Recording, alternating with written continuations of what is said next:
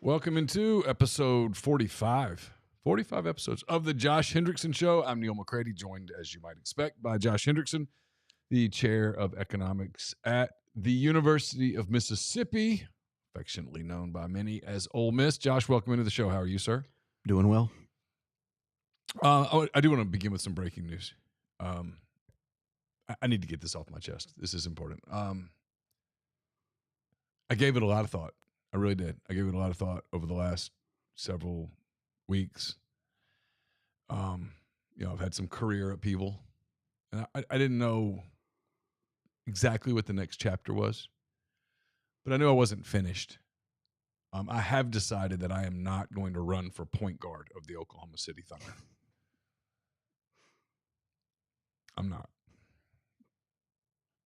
I'd like to thank the Thunder for their consideration and for all the people that reached out to me about perhaps replacing Shai Gilgeous-Alexander, but I've decided that I'm not going to.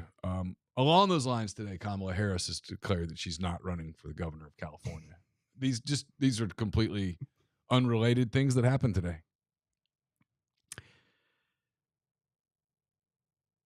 All she had to do was go on that podcast and give a hot take, and she couldn't do it.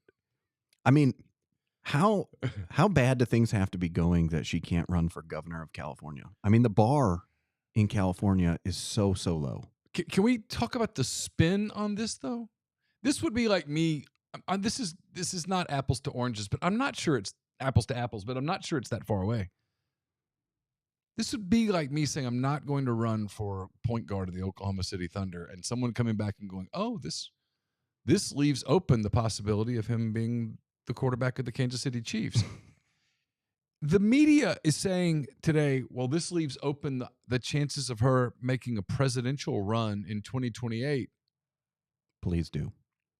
And my response is that everyone on the Republican Party goes, "Oh God, please, yes."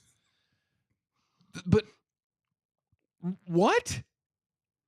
Well, it also doesn't make any sense either, because people run for president all the time while they're governor or a senator or whatever. Like that's. I mean, it's a totally normal Ronald thing. Reagan, Bill Clinton, George W. Bush. I mean, the list just goes on. That's just off recent memory. So it doesn't. Ron DeSantis explored it as a governor. It doesn't even make sense. And actually, like, the thing about this, you got to wonder, like, what? How Tim Walz? How bad? How bad can the poll numbers possibly be that you're a former presidential candidate in a state that elected Gavin Newsom? Yes. Okay, so it's not like the standards are high here, right? Like, if you have a D next to your name, like, you automatically just have like 45% of the votes. Like, you just got to go out and find like the other 5%. Yes. And you and you're not going to run. Like, I mean, it has to tell you that her internals are just awful. But my criticism is more of the media today than it is of her. I mean, she saw she couldn't win and she isn't running. Okay, fine. But the spin of, oh, this opens the door. I'm it's kind of flabbergasted. I mean, no, it doesn't. I mean, if it does, my goodness. But no, there's no way. There's simply, you are as smart as you are, could sit here and talk to me for 2 hours, and I would not believe you. There's no world that we can envision today. Now, I agree, we live in a very changing landscape. But there's no world where she is the next Democratic candidate for president. I mean, she was part of a coup that got the nomination the last time without having a primary process. And she lost in a landslide. I mean, she lost in an people can do, well, the popular vote was really close. That's fine. That's not how we count votes in our country. So that doesn't really matter. She lost in an electoral landslide. Well, the other thing that makes this surprising is, like, she just got Hunter Biden's endorsement last week. So that's, you'd think she'd still be riding that wave. All right. We got to talk about Hunter Biden for a minute. I didn't know we were going there. Hunter Biden's discussion and dissertation about the difference between cocaine and crack cocaine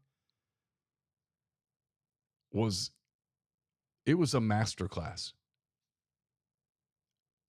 I mean, he was able to dive into the chemicals of it. The man left no doubt whatsoever that he knows his cocaine.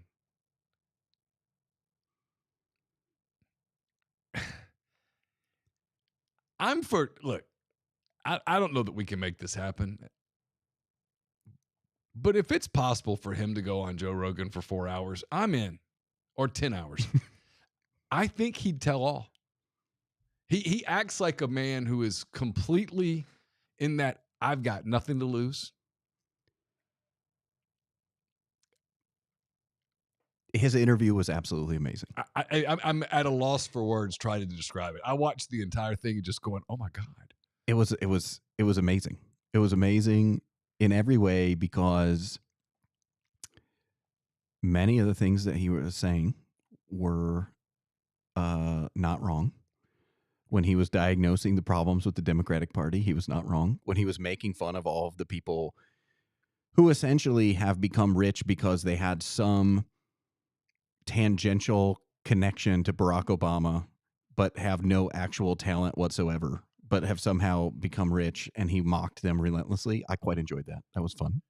And he's not wrong. No, those people deserve mockery. When I say I thought he was completely dialed in, telling truths, I'm being completely serious. Oh, yeah. Well, I mean, he even said, he was like, look, I'm not going to explain how you take cocaine and make crack cocaine. I'm not going to do that. And then like 10 seconds later, he's like, look, you can just go to a drugstore and he just went into painstaking detail about exactly how to do this. And then he was pitching you on how actually, you're just burning off all of the harmful, parts of the drug. So it's probably safer than alcohol. He was really pushing it. He said he didn't want to talk about it, but then he was really pushing it hard. I mean, it was like he was trying to sell it to you. Yeah, I would hate to hear that. I would actually, I'd be curious now to hear the conversation when he does want to talk about it. I mean, see, the problem for Democrats that with Hunter Biden is his interview was fantastic, but his interview was fantastic for all the wrong reasons if you're a Democrat, because first of all, he outlined that the reason that they support illegal immigration is because we need a permanent servant class who can clean our hotel rooms and mow our lawns. That was saying the quiet part out loud for the Democrats. It was. And then, he's like, oh, David Axelrod, he's making all this money. He thinks he's some genius because, he was a campaign manager for a winning presidential campaign. But, his candidate was Barack Obama, and anybody could have won if their candidate was Barack Obama in 2008. And then he made fun of all the Pod Save America guys who are like the lamest podcasters out there, and he talked about how they're so terrible and they were like secondary speechwriters in the Obama administration, and they somehow turned that into like massive mansions and all this kind of stuff, which I enjoyed this whole thing because there was no sense of irony, right? There's no sense of irony, like as though people were buying his paintings for the artwork. Okay. And he had no sense of irony, but he was just throwing every single person under the bus, just throwing them all under the bus. He threw George Clooney under the bus. Well, it was absolute confirmation that his father did not withdraw. And we're a year removed from all this stuff happening. The auto pen withdrew. That's who withdrew. Yeah. I think it was news to Joe Biden on that Sunday that he had withdrawn from the presidential race. Oh, it's 100%. And I think his son just confirmed it.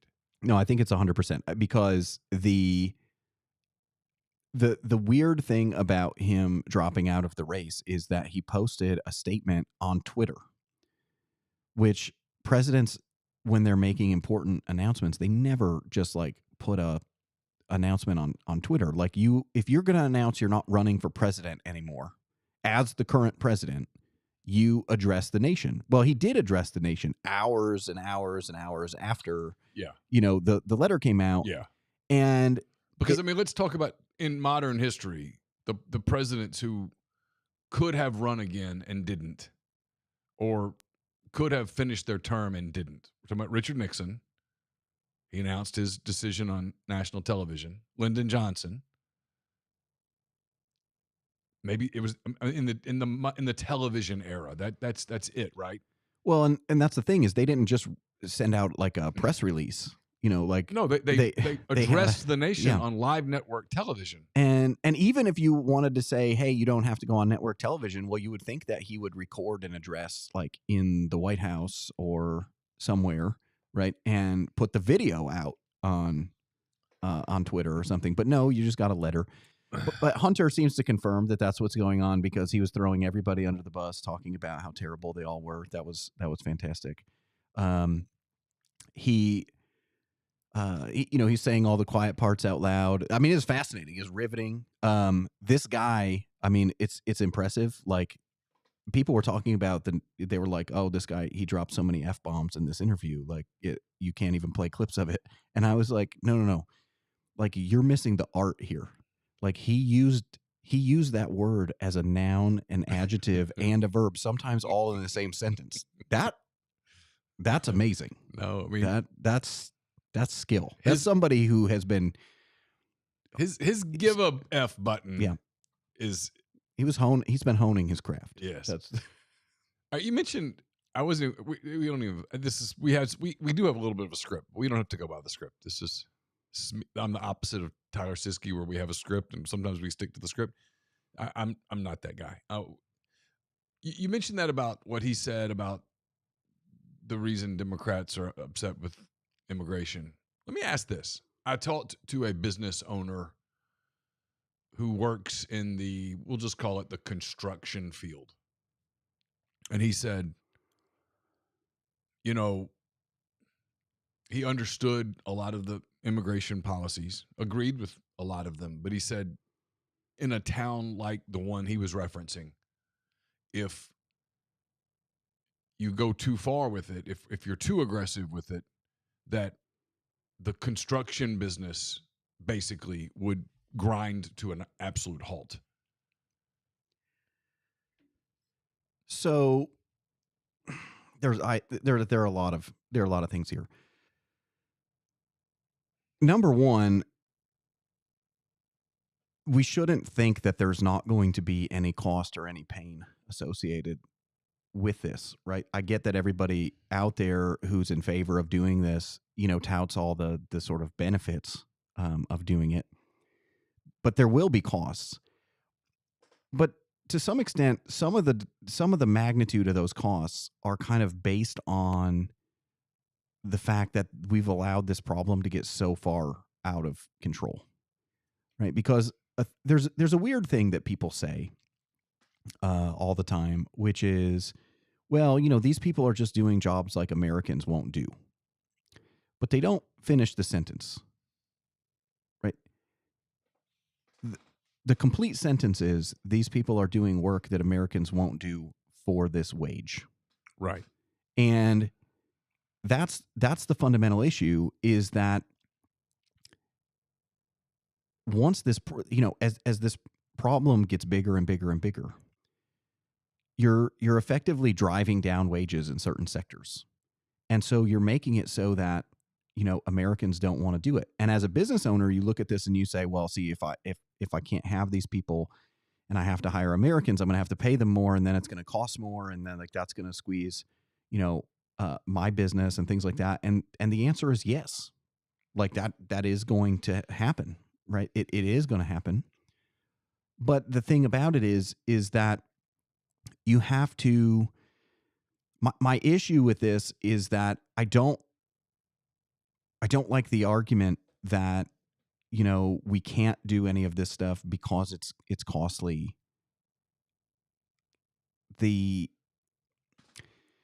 Because I mean, in all honesty, Hunter Biden sort of said the quiet part out loud, which is a lot of people see like illegal immigration as a way to just get cheap stuff for us at the expense of some, servant class, right? Oh, it'll be cheaper to stay in a hotel if I just hire illegal immigrants and I pay them cash to clean the hotel, right? It'll be cheaper to have my lawn taken care of if the company, the landscaping company hires illegal immigrants, to come and cut the grass. Like this is what Hunter Biden was referencing.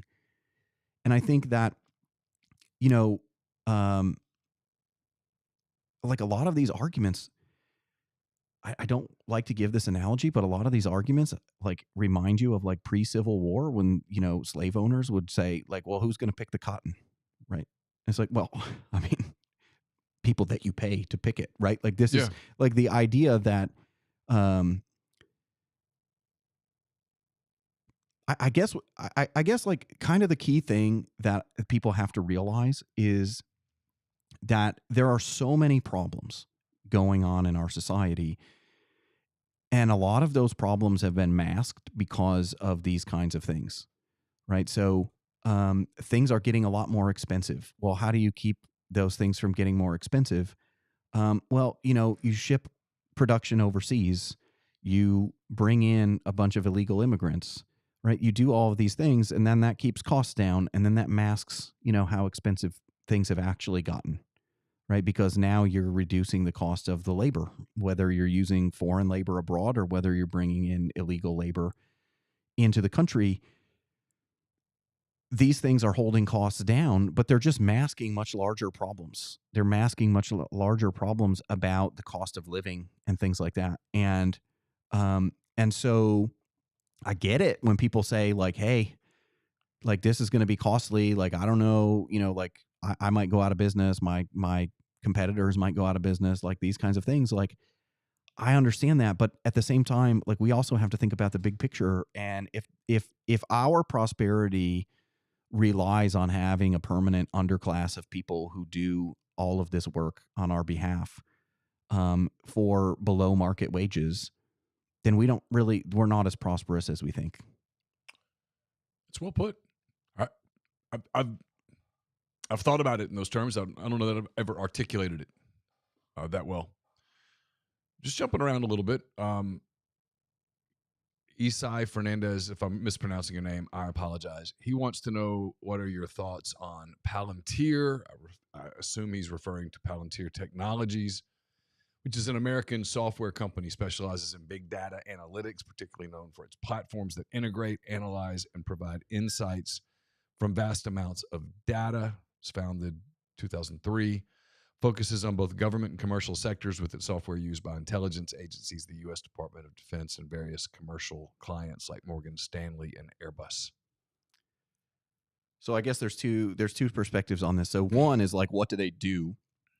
In terms of what they do, I mean, from listening to people to listening to some of the founders, listening to people who have worked there in the past, I mean, essentially, one of the things that they do is like they're actually able to come in and analyze data in a much more efficient and cheaper way than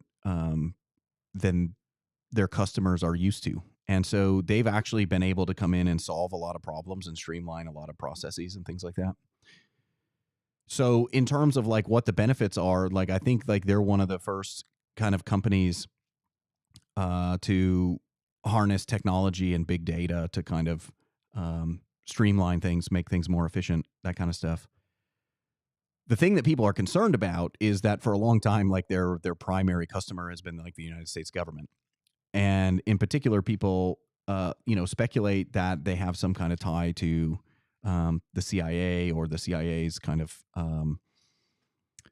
there's kind of a private-public partnership that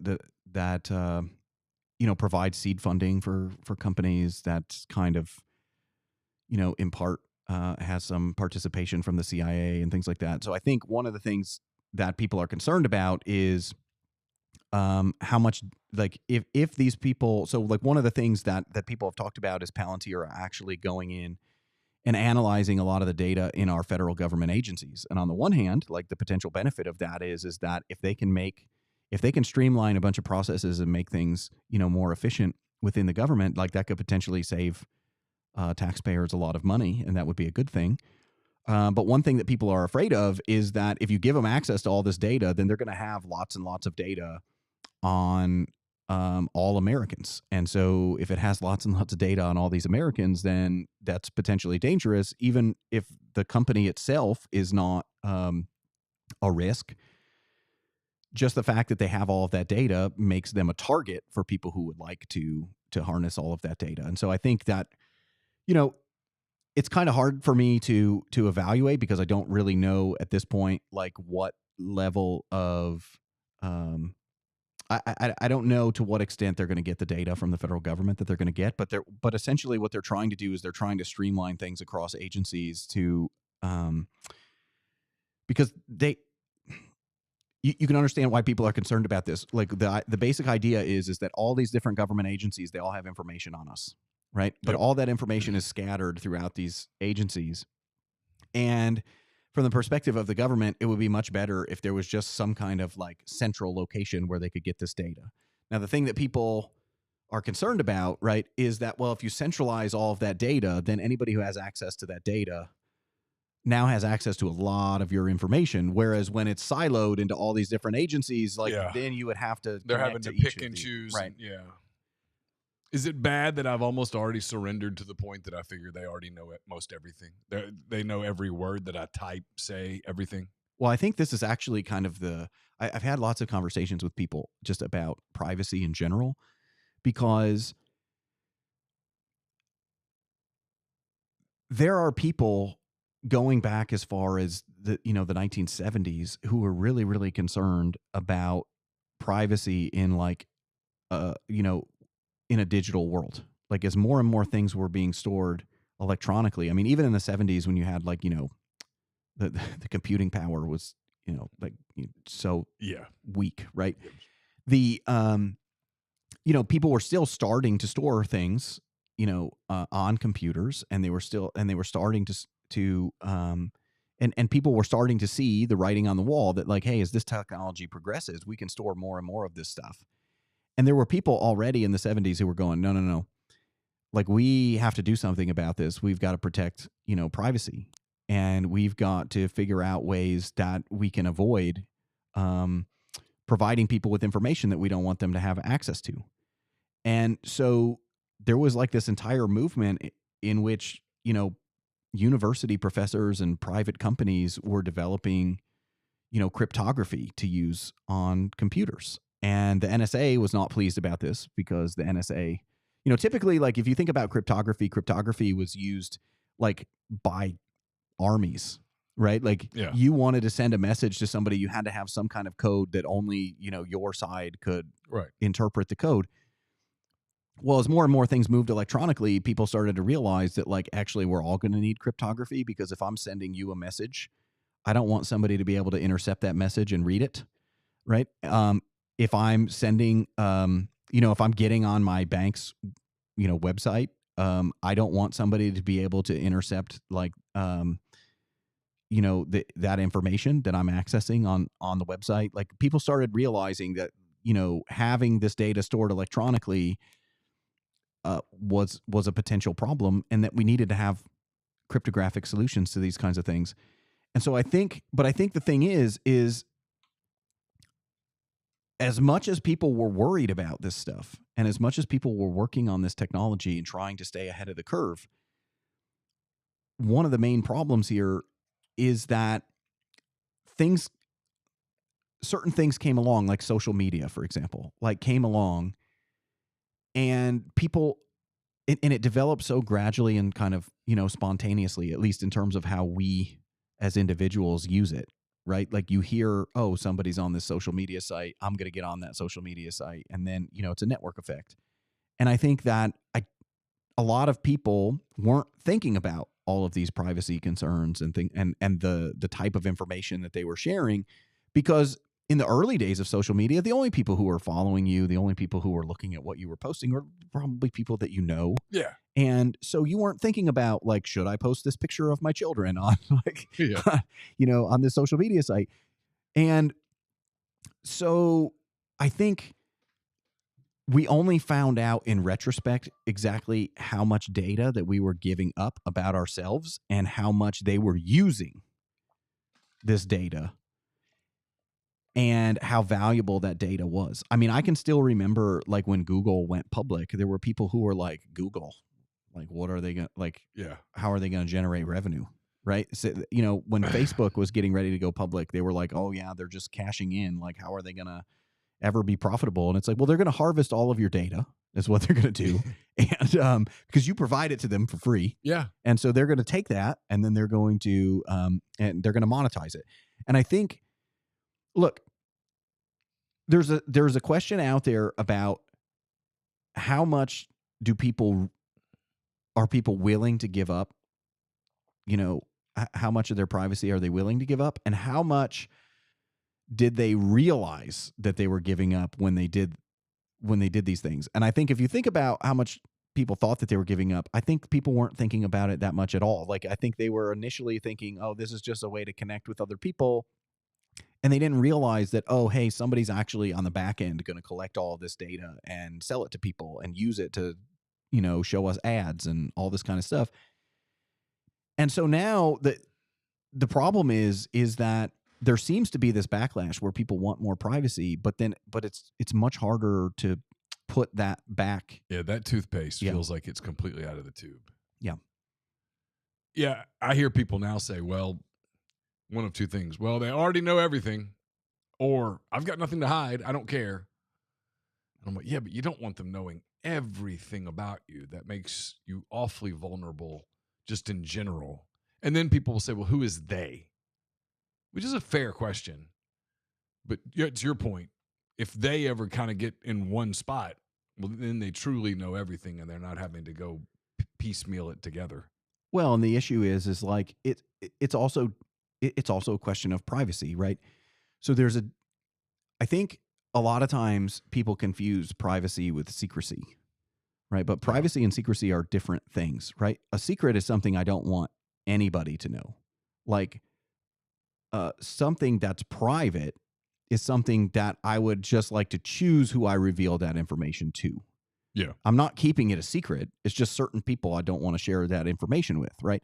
And so I think, you know, the attitude of like, do I have something to hide or something like that? No. Like that's not the issue, right? Like that's more of an issue of like secrecy. Like I'm doing something I don't want anybody to know about. Like that's a secret, right? Like privacy is a different, privacy is a much different thing. And I think that it's not clear how much people value privacy. It's hard to determine whether people just don't value privacy as much as we think that they would, or whether like the toothpaste is just out of the tube and nobody knows how to solve the privacy problem.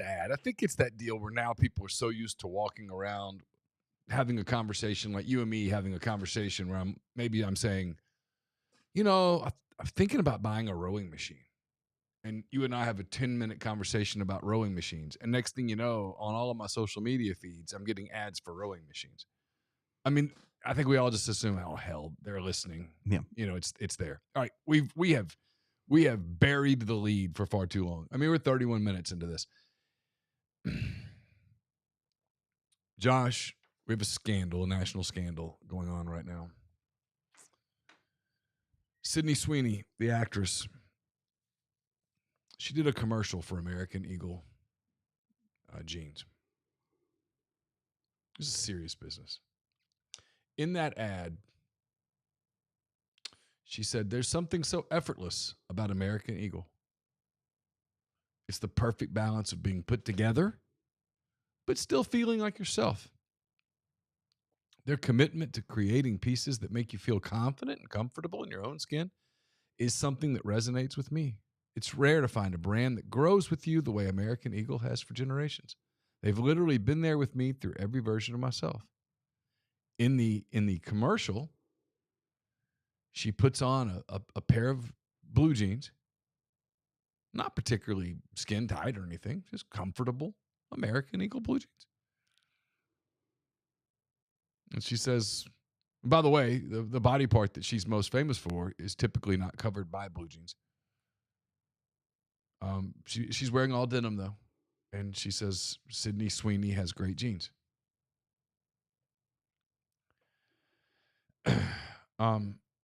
ESPN contributor David Dennis Jr. today. And I think it's important that we process David's feelings. Okay, I think it's important that we acknowledge his feelings. Because he said he was mortified by the messaging. He says, you know, and I want you to listen to this quote, and I want you to listen to this quote good, especially the way the quote ends.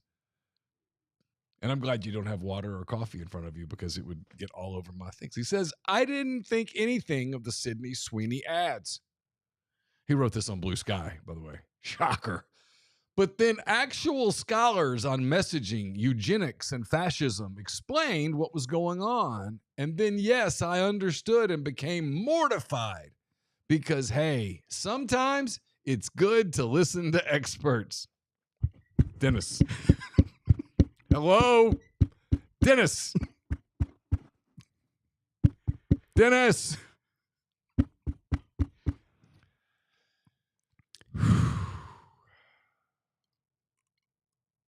So we have to, A, we have to make fun of this, but then B, we've got to talk about what's really going on here.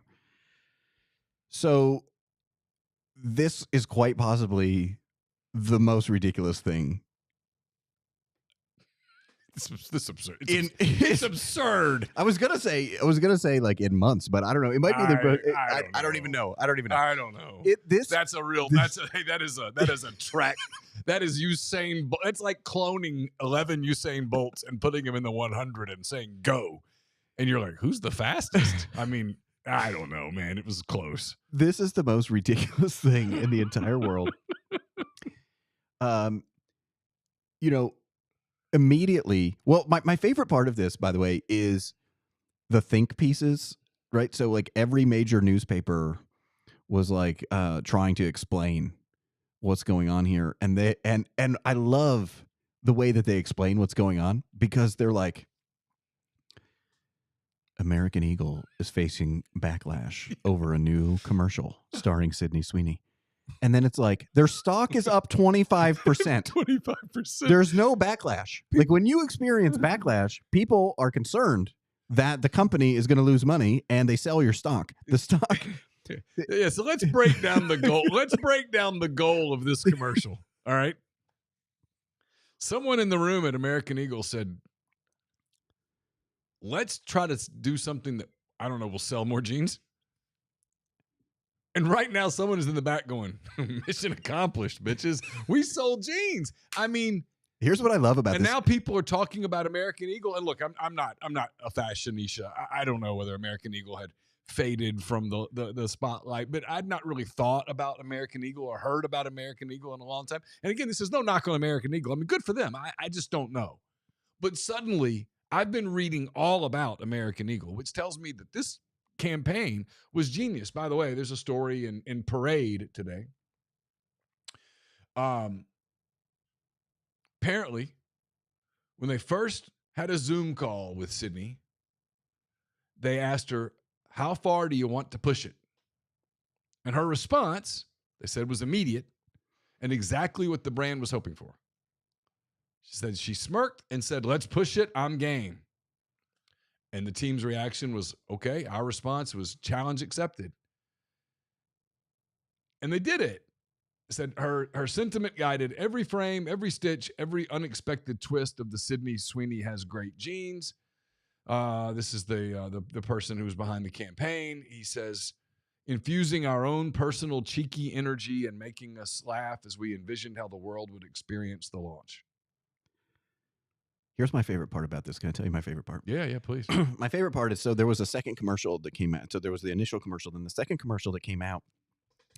She's leaning, she has like the hood up on an old Mustang.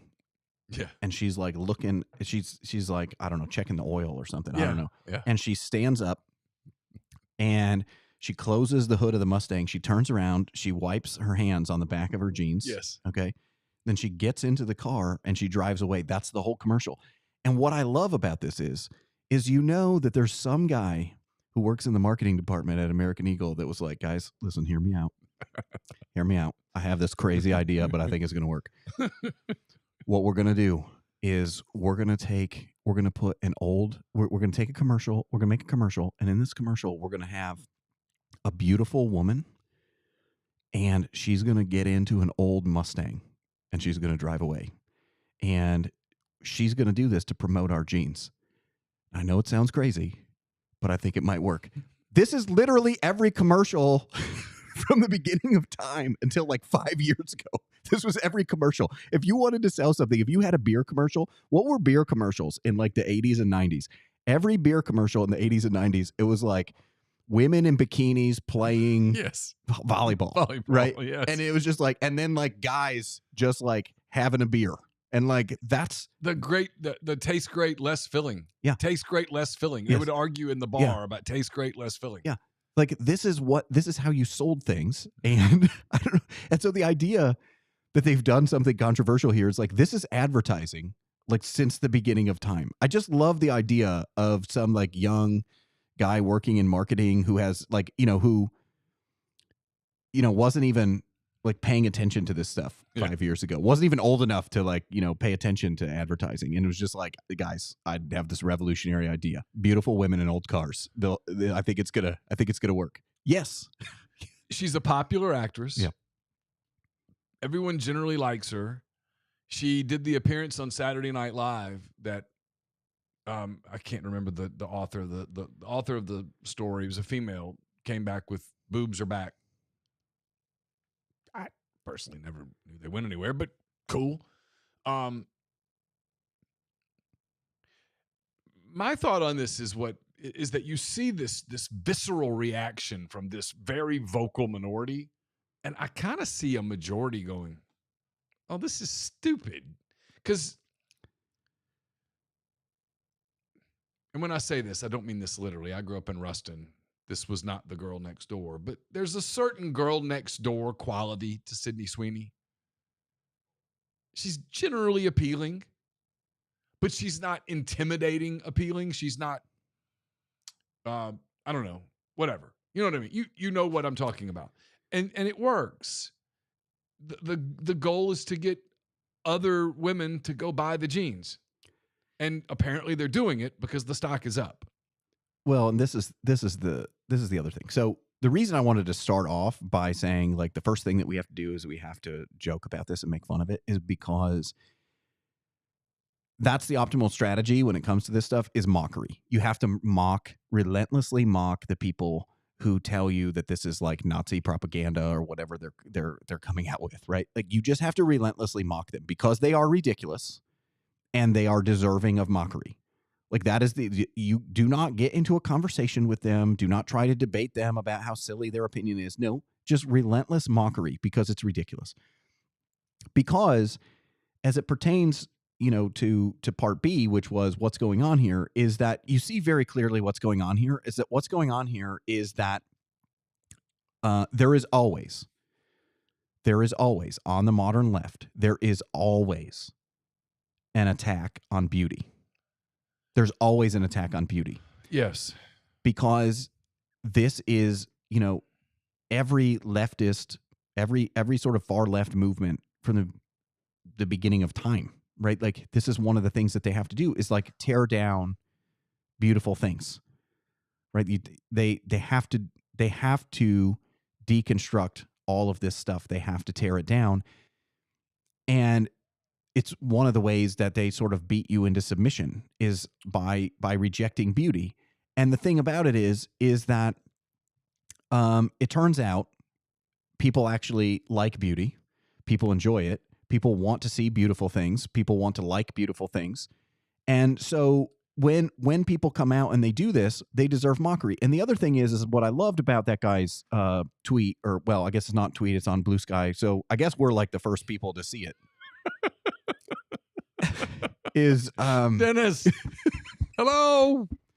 I love the people who are on Blue Sky because I just imagine like somebody just like in the middle of a field in the middle of nowhere just shouting very loudly, and like that's the equivalent of being on Blue Sky.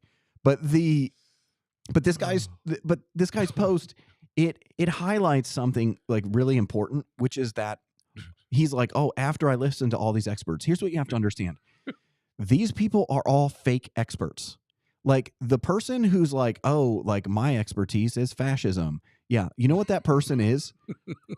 Okay. That person is just a commie. Okay. Who wants to define fascism as anything that is not communism. Right. Like that's what 27-year-old girl in a pair of jeans, man. That's not fascism. Also, you don't have to, if you consult an expert to interpret a commercial for blue jeans. I don't know what to tell you. You needed an expert? Like, hold on. I think I enjoyed this commercial, but hold on. Let me ask the experts. What did you guys think? And also, the experts, by the way, not experts in marketing, like not experts in making commercials. No. Right? It's, experts in completely made up fields. Just people who just the completely made up fields. Do you put that on your card, by the way? I'm an expert on fascism. Whenever you need an expert on fascism, I'm your guy. It's weird. It's weird too that like the experts on fascism, like you can always predict their opinion on everything. And it's bizarre that you would be able to do that because like as a non-expert, yeah. I mean, you shouldn't be able to predict where they're going to fall on things because, they know things that you don't know. But as it turns out, they're extremely predictable. You can always predict what they're going to say.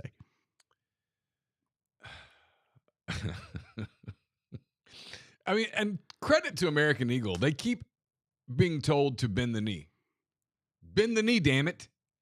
And they say Sweeney's girl next door charm and main character energy, paired with her ability to not take herself too seriously, is the hallmark of this bold, playful campaign. That's the right word to use. It's playful. We're selling blue jeans. Yes, we're selling blue jeans. It's a pretty simple marketing ploy. We want other girls to hear guys talk about how hot Sydney looks in these blue jeans, and then they'll go get these blue jeans because they want their guys to think they're hot too. This isn't complicated. We all do this, right? I mean, if when I was single, hell now, if someone said, "Hey, here's what you got to wear for your wife to think you're hot," it's gonna work. I mean, maybe it worked I'll take a chance. All I gotta do is buy a pair of jeans. Sure. Right? I mean, this is not, it's playful. That's what it is. It's a silly, playful commercial using a popular actress who is generally considered to be beautiful. The important thing is that you can just never apologize to these people. No. You can never apologize to these people. There's no reason to apologize. You don't owe them an apology. You don't just because they want to make up some crazy theory about what you're really trying to do beneath the surface or whatever. No, this is about taking a popular actress who is beautiful, putting her in your clothing so that you can sell said clothing. This is the oldest strategy in the history of the world. And guess what? People like it. They've always liked it. That's why it works. That's why they're doing it now. That's why their stock price is up. It works. Yeah, in a video that has racked up over 300,000 likes, user Salt LaCroix, who says she works in advertising, said the campaign is one of many that fits under the concept of beige, which is an acronym for boring and engineered to identify with gentrification and eugenics. Said that the campaign wasn't created in a social bubble and seems particularly pointed toward during a, quote, rise of fascism in America. It's echoing the language of white purity politics and purity of blonde hair and blue eyes. This language has cultural context. No, I really don't think this is an accident.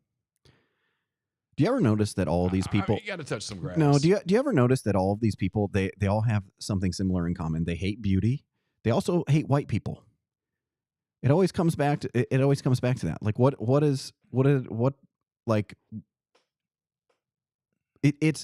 it's constantly like there's a meme on the internet and it's just like it's all so tiresome, right? That's what this is. It's so tiresome. Like these people deserve mockery. If they're going to come out and they're going to say these ridiculous things, just relentlessly make fun of them. You are not I'm going to tell you right now, if this person is an actual marketing expert and they're out there promoting that stuff, thank you for doing that, because anybody out there who knows anything about marketing should immediately say, we're never hiring this person. You don't understand anything about marketing. This is very basic. It's very simple. It's very successful. Yeah, they want to make it into something that is not, because they are opposed to anything good. And I know that sounds ridiculous to say that they're opposed to anything good, but that is literally the case. They are upset They are constantly mad about things. They want to remake society. And the more that you enjoy contemporary society, the harder it is for them to remake society. That's what it's fundamentally about. You can't enjoy beauty because you won't let us tear things down if you enjoy beauty. So we have to make you not appreciate beauty so that you can't complain about us tearing things down. They want to, what people have to realize is that these people who are making these claims, these people who are being elevated, these people who are proclaiming themselves experts, these people who are being cited on Blue Sky as being experts, they don't like Western civilization. That's what they don't like. They do not like Western civilization. They want to destroy it. It's as simple as that. They just don't like Western civilization. They want to destroy it. Anything that celebrates beauty, anything that, calls back to older advertisements, anything, that features, an attractive person in a commercial, like this is like they have to attack all of these things because they don't want you to, they hate Western civilization. They hate our society. They want to remake it. But this is who we are. We've always been this way. This was like in the was it the 90s when Nike did the Be Like Mike? Nike Air. Everyone wanted to wear a pair of, even people who couldn't jump 2 inches, who had no chance to ever dunk a basketball, wore Nike Air Jordans because we all Michael Jordan captivated us. He did. When I was in 7th grade, everyone wore parachute pants. They were hotter than hell. You wanted to scratch your legs off, but you wore them because Michael Jackson made them cool. I mean, that's who we are. It's part of Americana. I think it's a good thing. It's a uniquely American thing. But see, that's part of the thing, is that part of Western civilization is like we celebrate accomplishment. Like we admire beauty, we admire excellence. Yeah. And if you're trying to tear things down, you don't want people celebrating beauty and excellence, because then they're not going to go along with you. They have to claim that what you think is good is actually bad, because they want to tear things down. They want to destroy things. That is what that's what their objective is. They just want to destroy things. They want to remake society the way that they want it. They are dangerous people. But the solution to this is not to actually engage in a debate with them. The solution is just relentless mockery. Just relentlessly make fun of how ridiculous the things that they say are. And I think that's actually the benefit of what's going on, is that starting with kind of what happened with Bud Light, there's been this kind of change in the culture where people are kind of like, nope, you know what? Like, we're not doing this. We're not doing it. Like we know what advertising looks like. We know what, what people do. Like we're not doing this. And I think that what you're seeing now, and what you're going to continue to see, is you're going to see brands lean into this stuff, because they're kind of realizing that, like, the average everyday American, they're not on board with the crazy. They're not on board with the crazy. Like all these crazy people who found their way to their marketing department and convinced them that, like, oh no, this is actually what's popular with young people. Well, it turns out that they're wrong. That the thing that's popular with young people is the same thing that's always been popular with young people, which is beauty and excellence. Like like young people love to look up to somebody. They love to they love to see beautiful people. That's what they like. We've always loved bandwagons. Yes. And so it's going to continue, and nobody should bend the knee. Nobody should do that. And actually, like, the success of American Eagle and the rise in its stock price actually is going to send a signal to other companies, like, we got to figure out how to do our Sydney Sweeney commercial. We got to figure out what our thing is going to be. We got to figure out how to revamp our marketing to get this attention. And it's simple. Just have some guts. Yes, and that's what it is. You just have to stand up to the mob and say, nope, you're ridiculous. We're not listening to this. Yeah, I mean, in the 80s, let's go back to this. In the 80s, the Larry Bird, Magic Johnson thing with Converse, it just took off. And every kid in school wore either the Bird ones or the Magic ones. Everybody did. Even people who didn't ever play basketball. To your point, that's where I push back on the, the only reason American Eagle went with her is because she's white. No, that's not it. That's never been it. That's just I shouldn't say never. There was a time, but we're way past that time. We're way past that time. I mean, Michael Jordan. No, there's your example. I mean, Michael Jordan. No, because but see, that's the thing is like I'm not even convinced that when they say white that they mean white as in like race. Like what I think that they really mean is they mean that like when white is sort of like for them, it's kind of like their code word for like American. Yeah, like American, Western civilization, European, like that's kind of their capitalism. Yeah, that's you know, it encompasses all of these different things. Like they lump all of these things kind of together. And I think that, you know, they're ridiculous. They deserve mockery. Nobody should bend the knee. Everybody should do exactly what American Eagle did. Their stock's up 25%. Like they're obviously doing something right. People expect that this is going to work. And they're actually putting their money on it that they think it's going to work. So you know, the idea that these quote unquote experts know anything or have any degree of expertise is laughable, and we should laugh at them. And Dennis, I don't know if you remember, we had this thing in 2020 that happened, and everyone said, "Listen to the experts," and it just didn't go well, and it didn't go well, Dennis. So, but I'm worried about Dennis. I'd like to have a quick moment of silence, because Dennis is mortified, and we need to be sensitive to his feelings. So for a moment. Thank you. All right. I mean, you're laughing. Dennis is mortified. Yes. And now you laugh, and he's going to be scared. I mean, he is going to be frightened. But he's on Blue Sky. So, I mean, he's not having a lot of interaction. It's true. So, and this is why. Yeah. This is why. All right. Federal Reserve held interest rates steady today, with Chair Jerome Powell showing no preference for cutting rates at the central bank's next meeting in September. The comments from the Fed leader following the rate decision hit stocks in afternoon trading, with the Dow Jones Industrial Average losing about 172 points, or 0.4%, for the first time since 1993. Two Fed governors dissented from the majority decision, voicing support for a rate cut. Fed officials maintained their benchmark policy rate in a range between 4.25% and 4.5% as they weighed how importers, retailers, and consumers will split the cost of higher tariffs. I'll read one more paragraph. This is Wall Street Journal, by the way. I'm giving them credit.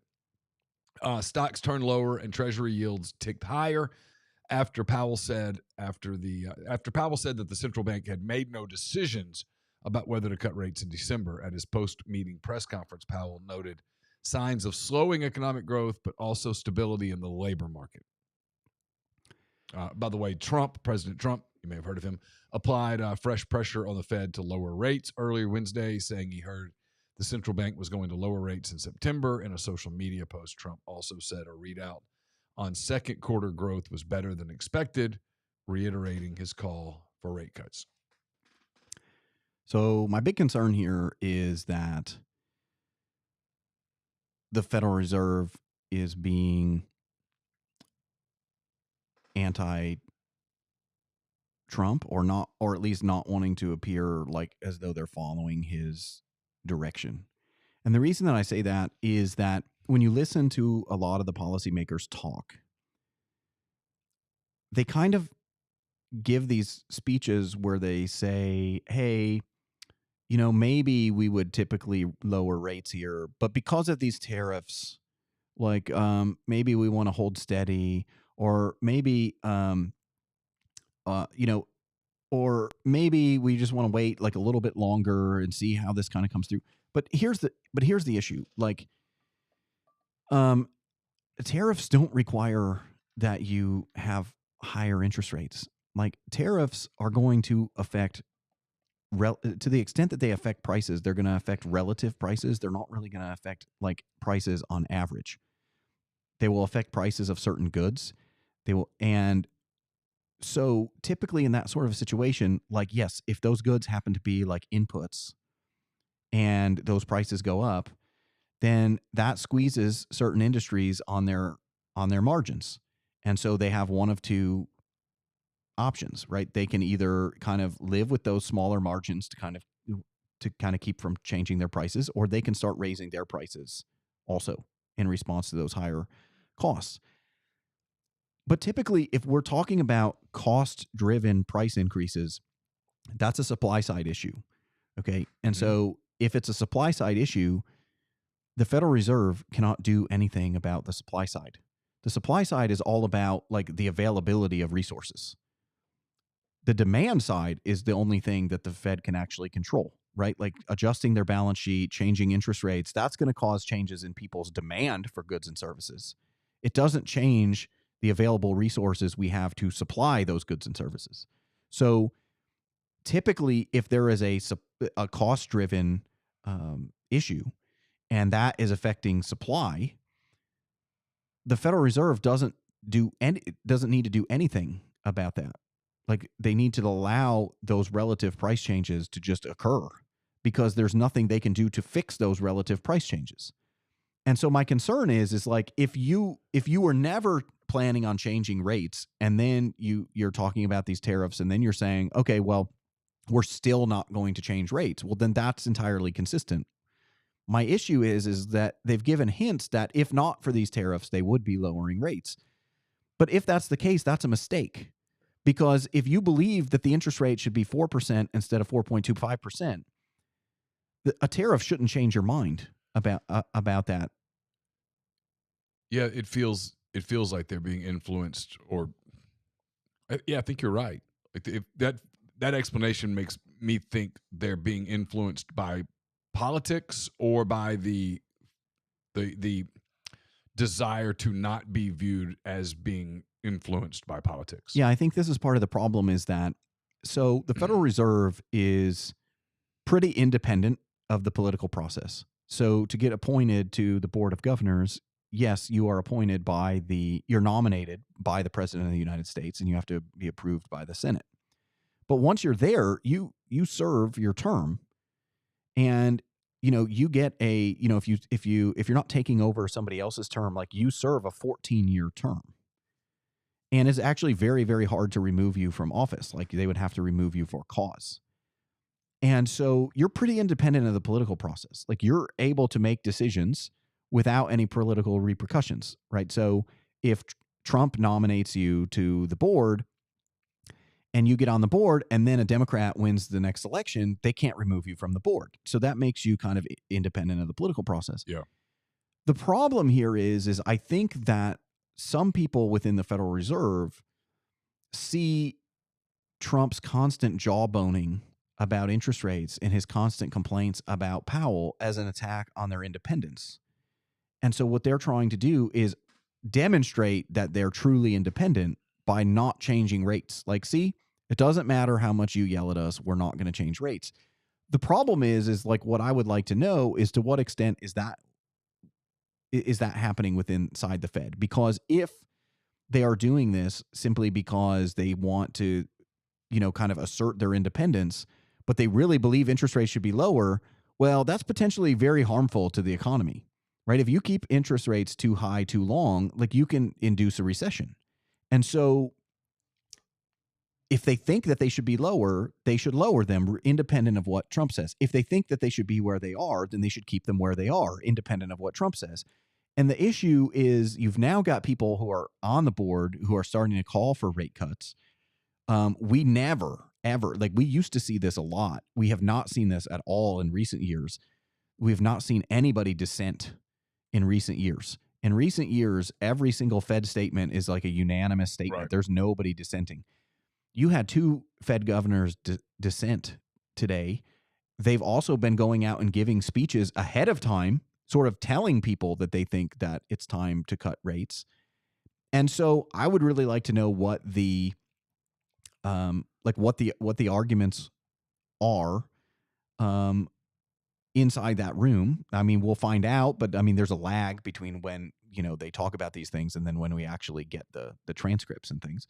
But I would really be interested to know like what the debate is here, because you're starting to have people on the board who feel so strongly that there should be a rate cut that they're dissenting from the vote. And yet the Fed is sort of standing firm. And I also think there's another issue here is that, one of the other things that I'm worried about is that historically speaking, the Federal Reserve tends to like fight the last battle all the time.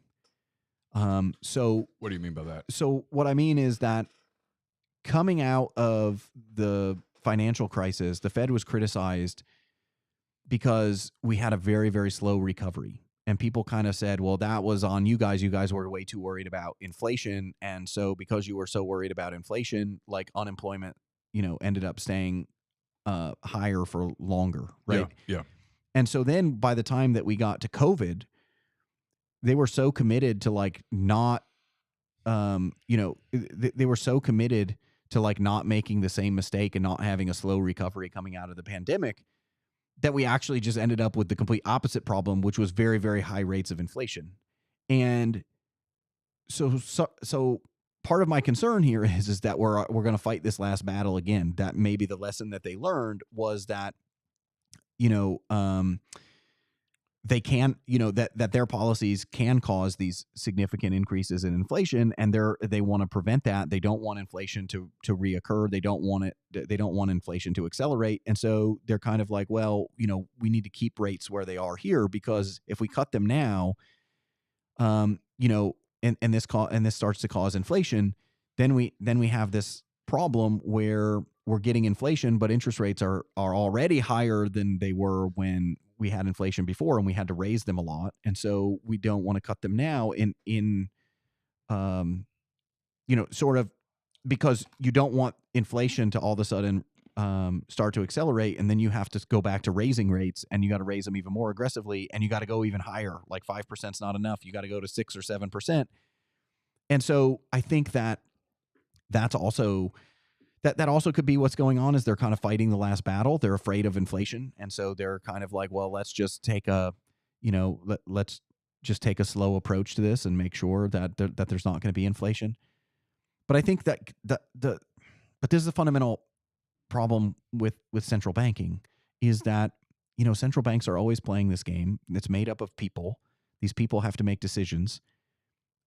Those people's decisions are not like they say, oh, we're just looking at the data, but they're also human beings. Of course. So like their previous experiences are going to inform how they look at the data. Of course. And so that's one of the things that I'm a little bit concerned about, is like, I'm not sure, like, are they fighting the last battle?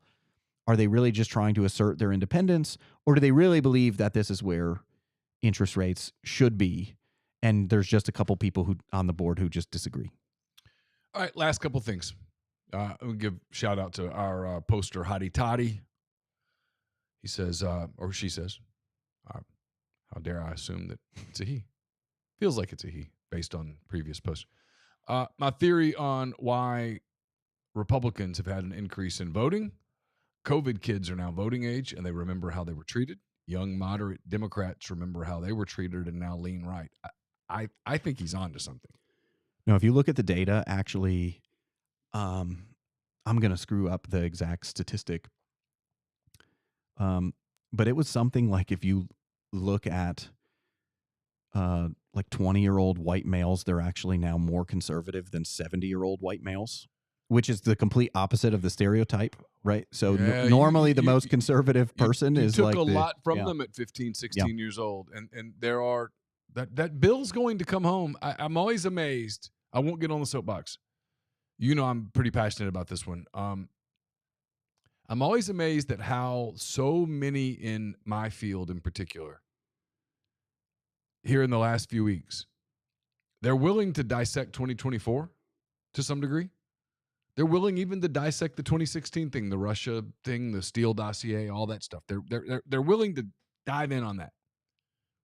Both sides. But man, 2020 comes up and they're like, you got to let that go. And I know why. I understand.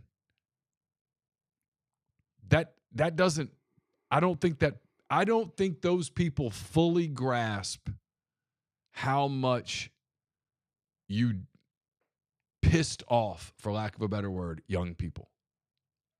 How much you damaged them, how much they remember you punched them in the face hard without warning. It wasn't a clean hit. It wasn't all right, let's put up our dukes and see who. No, you sucker punched. You sucker punched them, and they're mad. And they might not talk about it every day, but get around some young people a little bit and have a conversation about it, and they will tell you that it changed them. And I do think there's going to be, I do think you're going to see repercussions for years to come with people who had 2 years of high school taken away from them, people who had 2 years of college taken away from them, people who just lost opportunity. Those are go back, anybody out there, go back and remember when you were 15, 16. You were probably like 99.99% of all other 15, 16-year-olds. You were pretty self-consumed, and your world was a pretty tight kind of, it was a good world, but it was pretty fragile if you think about it, right? I mean, you know, it's pretty tight. You had a handful of friends, and you did things, and you went over to so-and-so's house, and you went to practice. You had your teammates. You had your the people that you cheered with or danced with or played soccer with or football with or basketball or in the band or lacrosse or whatever it was. And then you had a core group of people maybe that you'd kind of grown up with in your neighborhood. You had stuff. You had ways to go do things, and when you took all that away, and there is nothing else. There was nothing else for them to fall back on, and they're mad. And those people I think those people are going to make some people pay the piper at the polls. I think it's a combination of a lot of factors. I think that the way that young people were treated during COVID has to result in some degree of backlash.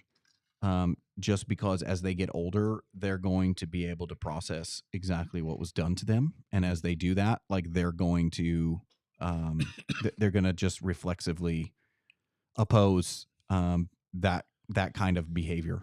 I think that's one thing. I think the other thing is that if you think about a lot of the younger voters and you think about why their political attitudes have been changing, think about if you are 20 years old, right? That means that when Donald Trump came down the escalator, you were like 10. Yeah, you were yeah, literally. And 11 years old. And so you think about how much has changed since then. That the first Trump term, it was like a 4-alarm fire every single day. It was like, this is the worst thing that you could possibly imagine. This guy he wants to be the king of the United States, and all this kind of stuff. And and the problem is that all of these claims that they threw at this guy turned out to be made up. All of it turned out to be made up. And so I think that another aspect of this is you grew up, and the same people, frankly, who were the most vociferous supporters of limiting your activities during COVID were also people telling you that this guy was awful. And then as you grow up, you find out that, you know what? A lot of that stuff wasn't true. Yeah. And then I think the other thing is, and this applies especially to young males, is the young male voter sees something in not just Trump, but the people he surrounds himself with, the people in his administration. There's a confidence and a swagger to the administration, right? The way that they carry themselves, the way that they project themselves to everybody else, the way that they, there was this entire backlash, not just to Trump, but to the United States of America.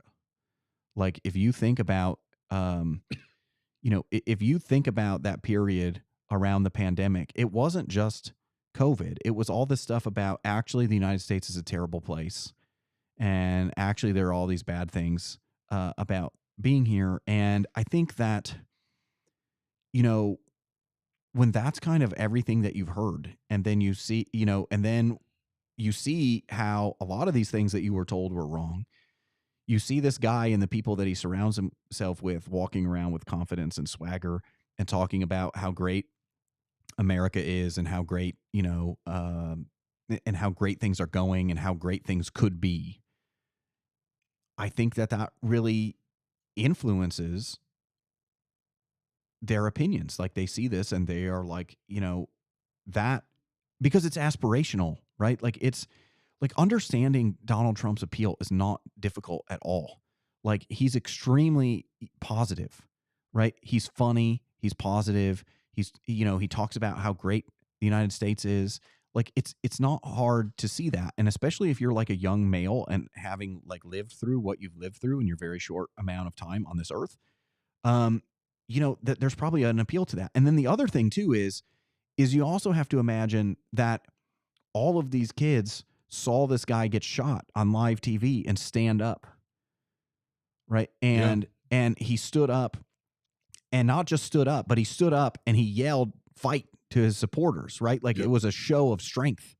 And I think like if again, if we're talking about young male voters, like that kind of stuff, that's exactly what's going to appeal to them. Like that's what their favorite football player would do. That's what their favorite, whoever, right? That's what they would do is, they would be strong in that moment. And that's what they saw. And so I think like you take all of these factors together and I think that, I would be surprised. The question is how durable is the change going to be? I think depending on how, these next few years go, it might be very, very durable. Because if you think about it, like there are certain moments in U.S. history where we observe very significant political realignments, I should say. And you think about FDR and the New Deal, like that just actually realigned a bunch of, that just realigned a bunch of attitudes and changed, a lot of what people thought. And then I think the last thing that's influencing the younger people relative to the older people is, what the older people are watching? They're watching CNN. They're watching CBS Evening News. You know what these younger people are not watching? Well, they're not watching CNN. Yeah. They're not watching CBS Evening News. No. So they're not being fed this propaganda all day, every day. They're listening to Joe Rogan. They're listening to Theo Von. They hear J.D. Vance go on Theo Von, right? They hear, Donald Trump go on Joe Rogan, and they listen to these people. And then they're just kind of like, these guys seem pretty normal to me. These guys seem, No, they consume media completely different than the way that their parents did. And how that shakes out over the next 10, 15 years as a lot of those teenagers become voters and parents and such as.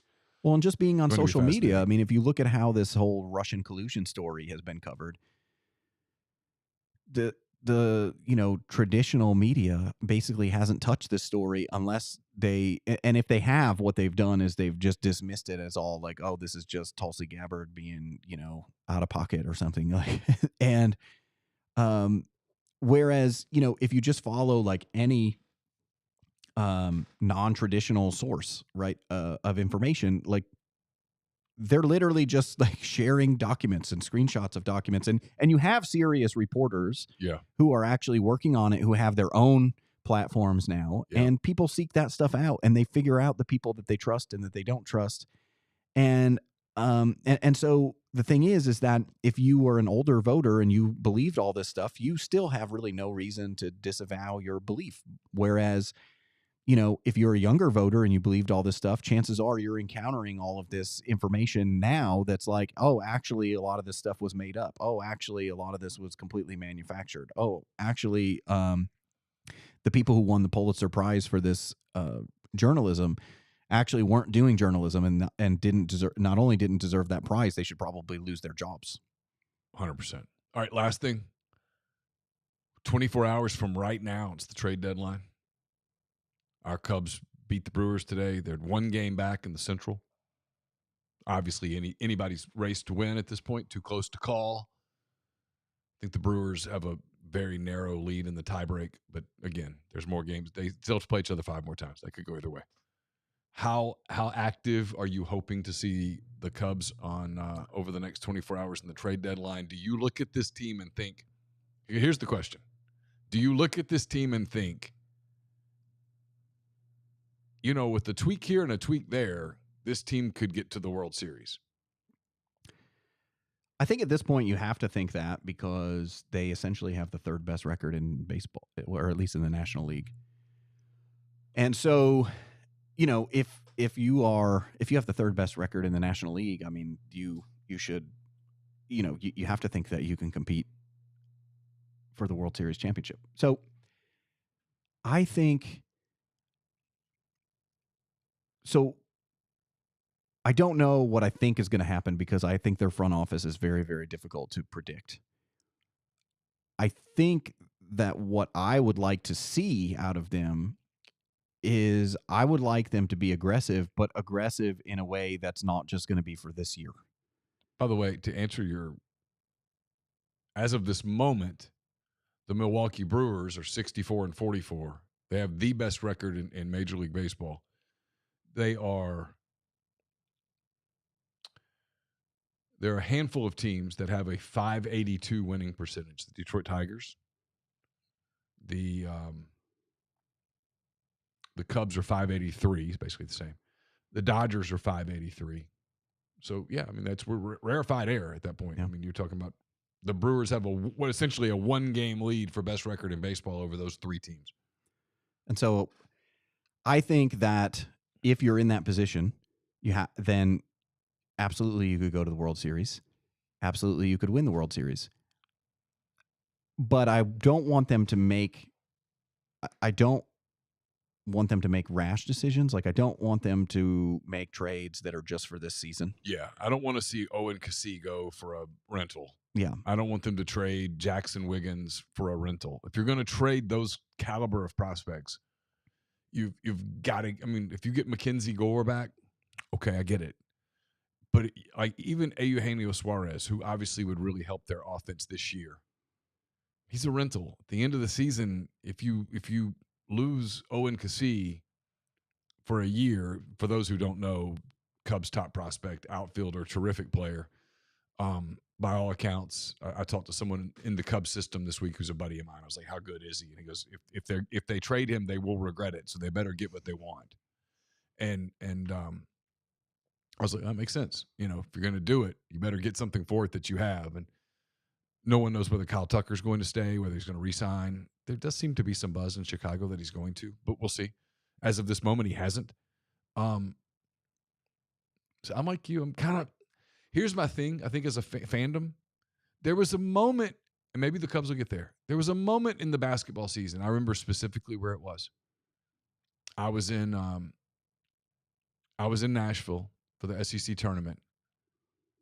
And I think it was matter of fact, I know it was. It was the night before Ole Miss beat Arkansas in the SEC quarters.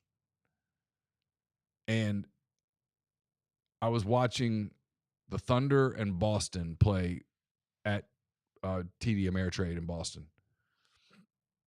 And I can't remember if it was Chet Holmgren was out or Jalen Williams was out. One of them was out. So they weren't at full strength. Boston was. And the Thunder in the fourth quarter just kind of put it on them. And it was that night when I went, this isn't cute anymore. This they could win the championship. I remember telling Carson that they could win the title. Like, no one was talking about the title. Everybody's like, oh, they're too young to win the title. I'm not sure I've had that moment with the Cubs yet. It could happen.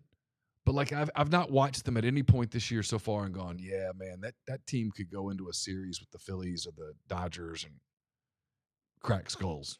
I haven't thought that. I'm like, they're a little left-handed. They don't have enough pitching. The bullpen feels like it's piecemealed together.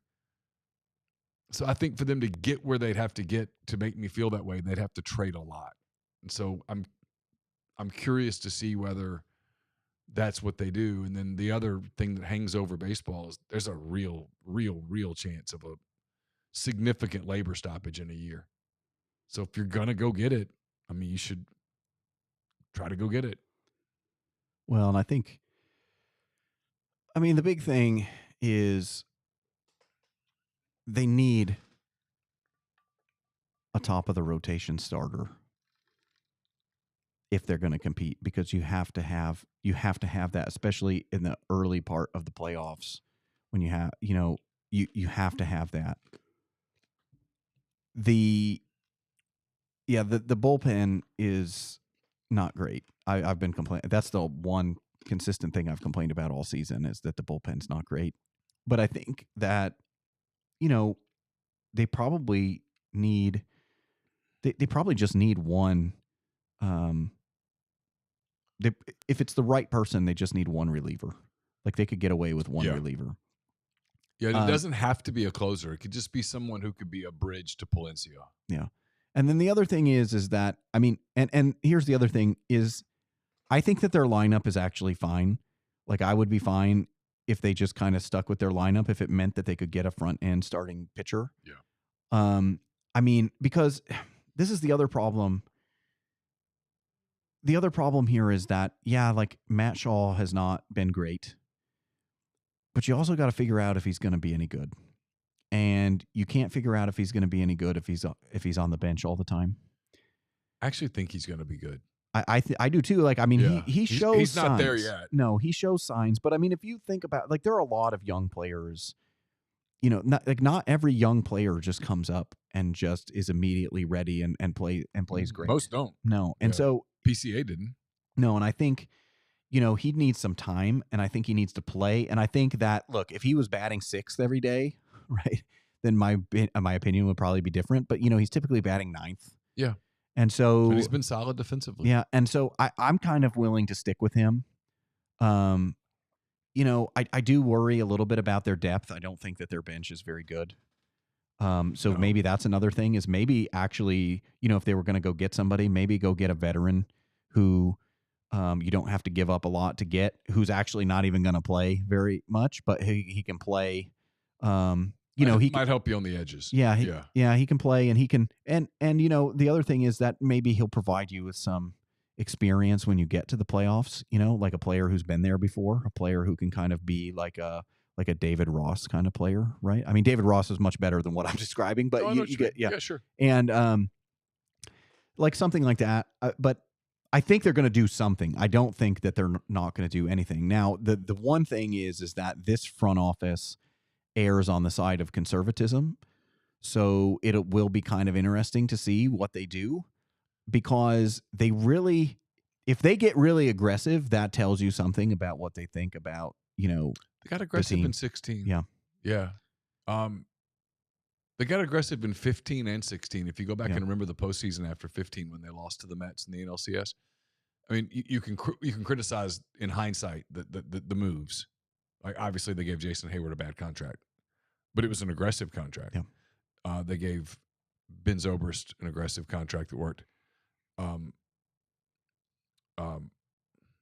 one that used to pitch for the Cardinals that came over to the Cubs. Can you believe I'm forgetting a name? He was buddies with Lester. Pitched in the rotation. Started Game 4 of the World Series. Now you're making me look bad because I can't remember it either. Crazy. I'm forgetting his name. But they went out and they got aggressive with their team, and so you could tell and then they of course traded for Chapman at the deadline. Traded Gleyber Torres, who was at the time their premier prospect. Yeah. I can picture the guy. It's driving me crazy. I can't believe this. Oh my gosh. Anyway, yeah, I'm with you. If they get aggressive, I'm gonna say, someone thinks they can do it. But I don't know. It's a weird spot. This is where I would love to be.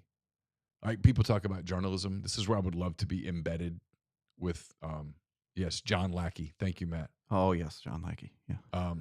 I kept wanting to go John Lester, and I'm like, no, that's not it. I already referred to Lester. This is where I'd love to be embedded. I'd love to know the tick-tock on phone calls and who you talk to and how close you get, what it takes to pull the trigger. When you call Ricketts and say, okay, this is going to put us into the tax. You cool? We good? People ask me sometimes, what's the journalism story you'd love to write? It's that.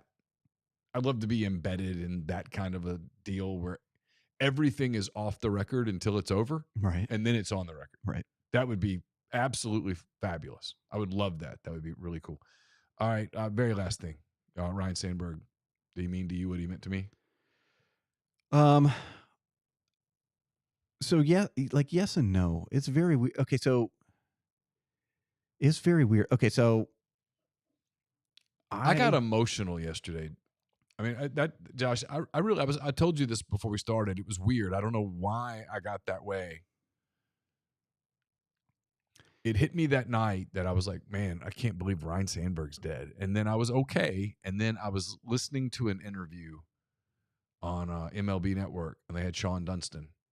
And I loved Sean Dunston, the Sean-o-meter, the whole thing. I mean, my God, it was awesome as a kid. Sean Dunston was awesome.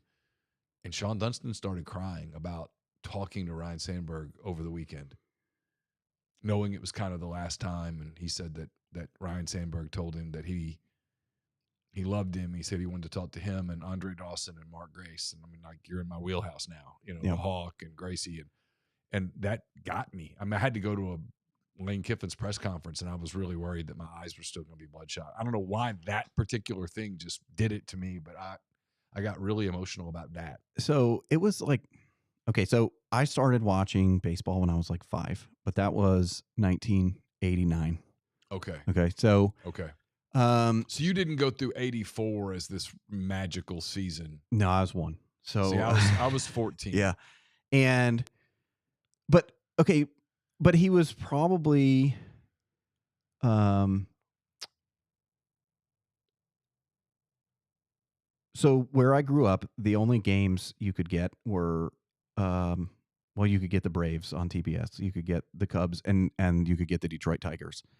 And so when I was a kid, my dad is a huge Tigers fan. And so when I was a kid, I didn't realize like what I was really watching until later on, because like when I watched the Tigers, it was like Alan Trammell and Lou Whitaker, right? And like watching the Cubs, it was like Ryne Sandberg and Sean Dunston. And so you had, so I didn't really realize what I had. I mean, I would say he's probably one of the first like recognizable players. I mean, for me, because of my age, like I think Mark Grace was more of my like, but also I played first base growing up, and so I always wore 17, and like Mark Grace was always kind of my guy. But that's partially because, by the time I got a little bit older, like he was their star. And Ryne Sandberg's career was starting to wind down. Yeah. And so, I mean, it kind of hit me because but it did kind of hit me because I can remember when he was managing the Phillies, I really thought at some point he was going to manage the Cubs.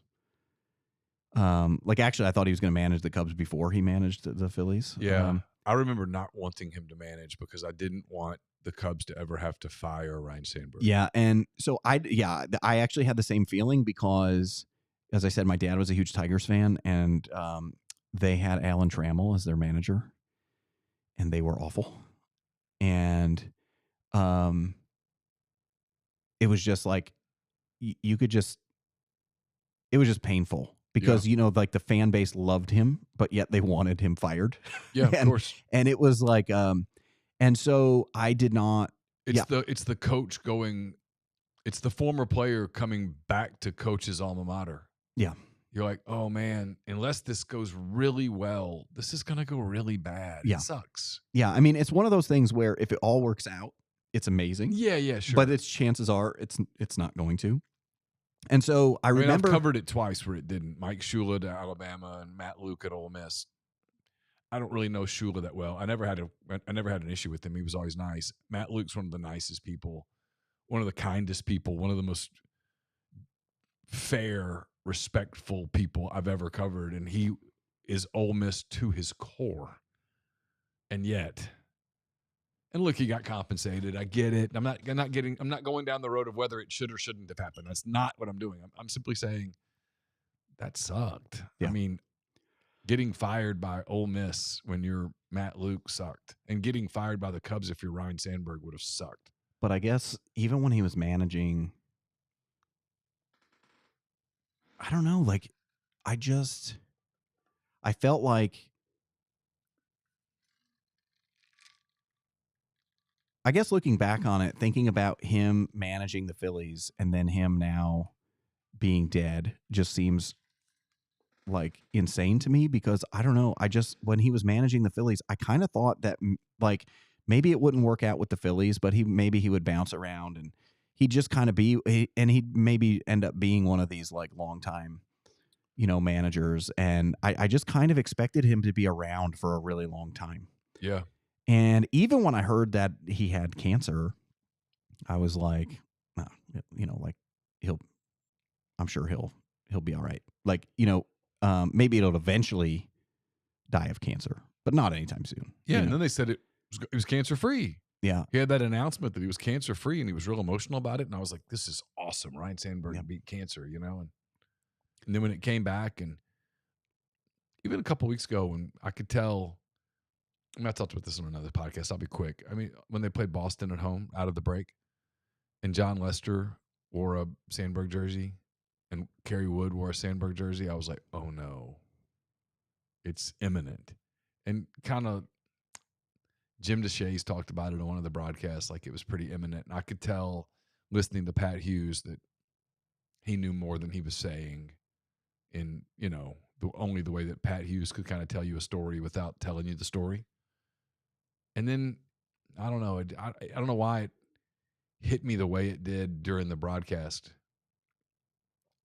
Well, and that's also kind of the thing, too, is you kind of there are certain people who are just always around. Like Ernie Banks was always around. Mm-hmm. Fergie Jenkins. And you just kind of feel like all the old timers are going to be around until they're like old timers, right? Like you kind of, and so that's kind of the other thing is that his death is kind of crazy because of how young that he was. And so you start thinking about like, who are the new, like who's going to be the next old timer, right? Yeah. Because it was kind of going to be him. Right. I mean, it kind of was him, even though he wasn't old yet. No, right. He was going to be him for another 10, 15 years. And yeah, it's just, but yeah, I saw some of the interviews yesterday I had on the Cubs pregame show last night, and they were just they talked to Sean Dunston, they talked to Andre Dawson, they talked to Rick Sutcliffe, and Sutcliffe, I think, is the one that got me because Sutcliffe said that when he saw Ryne Sandberg in spring training, he said, hey, like, I'm scheduled to throw out the first pitch, I think like sometime in September or something. And he was like, I'm scheduled to throw out the first pitch and I want you to catch it. And it was very clear that what he was trying to do is get there. Yeah. Is be like, that will give him something to look forward to. And and he said that they kind of joked around about it because he was like, why are you going to spike it in the dirt? And he was like, no, I think you're the only person who can catch it, and stuff like that. But it was very obvious that he was trying to give him something to look forward to, something to like keep pushing towards. And you could tell just how close that they were. And that's the one that got me because he was talking about that and you could just see it in his face. Like it was like he didn't realize until he was telling that story on the air on the pregame show that like he wasn't going to be there to catch the first pitch. Like he kind of like, as he was telling the story, had that realization. And it was just it was very, very sad. And definitely gone way too soon. Like he was way too young. Yeah. Yeah. I was 14 when the Sandberg game happened. I was watching it and I know exactly where I was. I remember everything about it. And I was watching a documentary on Marquee the other day. Bob Costas did it. Ozzie Smith was in it. Bruce Sutter was really well done. A lot of the Cubs, Bobby Dernier and Jody Davis and Rick Sutcliffe talked about how I think he had just been traded. His wife, that was her first game at Wrigley, and she met him after the game with like, is it always like this here? But I remember that just everything about that game, there was for a kid, it was just like so emotional. It was like just wanted to go play ball right then, and he was that guy. And I don't know. I had already kind of been a Sandberg guy because the Cubs traded Ivan DeJesus, who was my guy. Yeah. Why, I don't know. Yeah. Probably because he was the shortstop for the Cubs. They traded him in that deal, and I was like, I didn't really like Larry Bowa. He was a Philly, and now Larry Bowa is our shortstop. And so I cheered for the other guy that came, and he ended up being bigger than life in a lot of ways. Hey, thanks for the time. Appreciate it. We stayed longer than I told you we would. Thanks to everybody in the stream for your calls. I mean, not your calls, but your chats. We'll be back in a couple weeks with another edition of the Josh Hendrickson Show. For Josh, I'm Neal. Take care.